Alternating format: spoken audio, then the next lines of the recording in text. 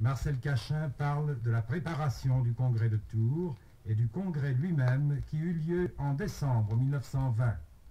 Dès notre retour, au lendemain même de ce retour, nous avons constaté que les propositions que nous avions faites pendant notre séjour en Russie n'avaient pas été accueillies par la direction entière du parti et qu'au contraire, on y faisait des résistances évidentes et qui venaient même du sommet du parti d'alors.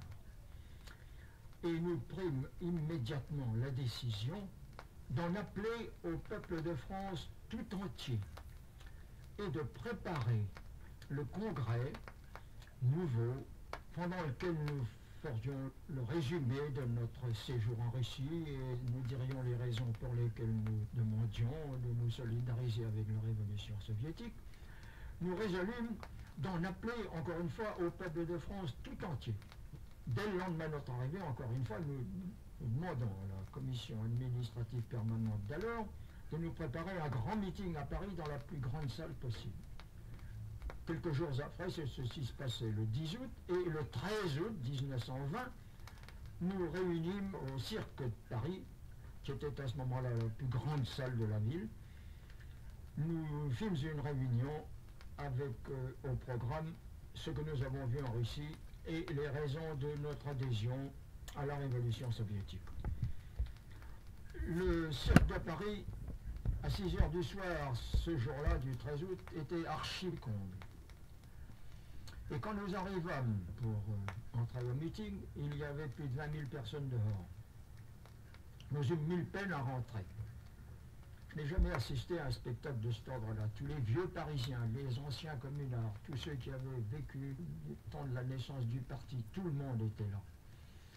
Et dans un état d'émotion et de sensibilité extraordinaire. Quand nous entrâmes dans la salle, les applaudissements ne finissaient plus. On nous criait « Vous les avez bien vus ?» Oui, nous les avons vus. Et les applaudissements reprenaient. Et pendant 2 heures, nous avons, au milieu d'un enthousiasme indescriptible et qui vraiment fut unique dans notre vie de militant, nous essayâmes de dire ce que nous avions vu en Russie. Et cette réunion eut naturellement une répercussion très profonde et nous la répétâmes dans les différents quartiers de Paris avec un succès qui ne cessait de croître. Et nous décidâmes aussi de parcourir la France entière et d'aller dans toutes les grandes villes et même dans les campagnes pour instruire les camarades de ce que nous avions vu. Nous décidâmes, la direction du parti d'alors, à donner au peuple de France le temps et le loisir absolu de réfléchir avant de prendre une décision qui, nous le savions, nous le pensions, était évidemment d'une importance capitale pour l'avenir du prolétariat français. Et c'est ainsi que nous prîmes la résolution, et adoptée par le parti, de ne faire le congrès qui devait se prononcer sur l'adhésion à la Troisième Internationale et sur le changement de la politique française, de ne réunir ce congrès-là qu'à la fin de l'année.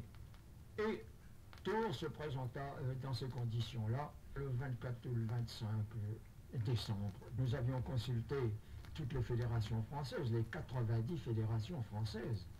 Et dans les 90 fédérations françaises, nous avions obtenu, pour l'adhésion à la Troisième Internationale et le changement de politique, nous avions obtenu les 2/3 des voix.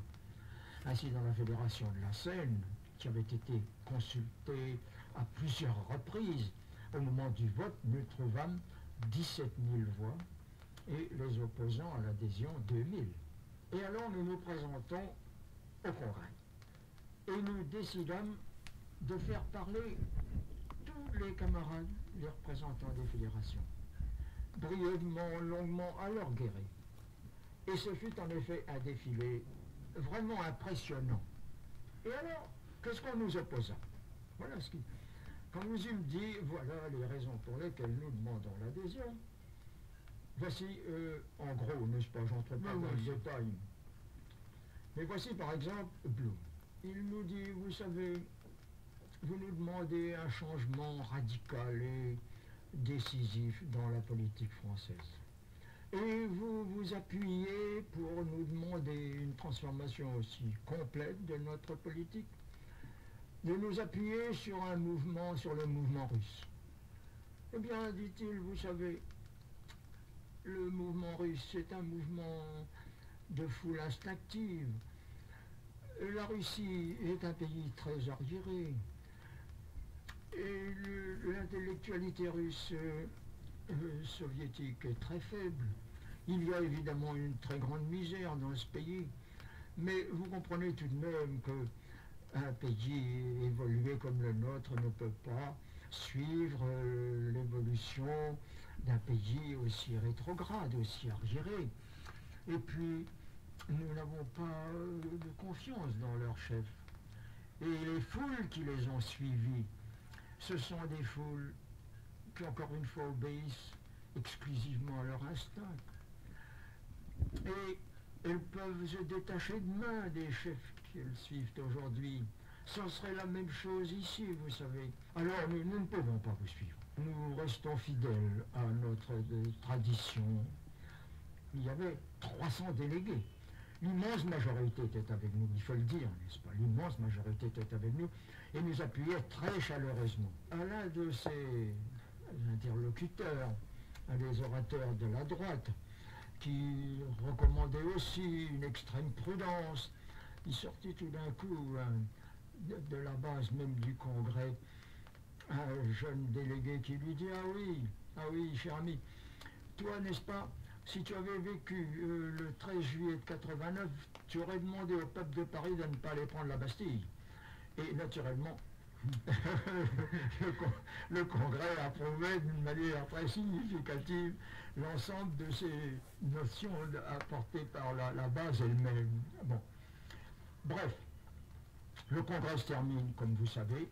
Vraiment, le triomphe était tel que nous ne pouvions pas ne pas être très satisfaits de la résolution que nous avions demandé de voter au Congrès. Je dois dire que immédiatement après le Congrès, la scission s'opéra. Mais le peuple était avec nous et il l'a bien prouvé depuis.